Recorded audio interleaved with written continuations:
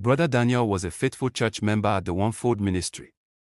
He attended services every Sunday, sang loudly in the choir, and loved to discuss the Bible with others.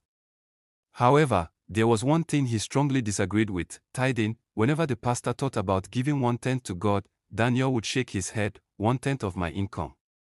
That is too much, he would say. God understands my situation. Many members tried to encourage him.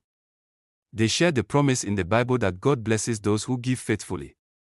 But Daniel always replied, I will give when I become richer. For now, I must keep everything for myself. Years passed.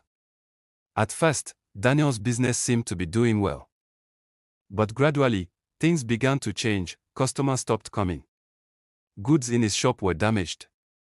Unexpected expenses kept appearing. Each time he saved money, something would happen that would take it away. Soon, Daniel found himself struggling to pay rent and buy food.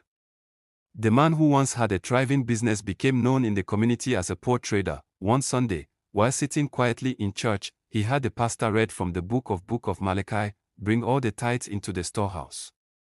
And prove me now, if I will not open you the windows of heaven.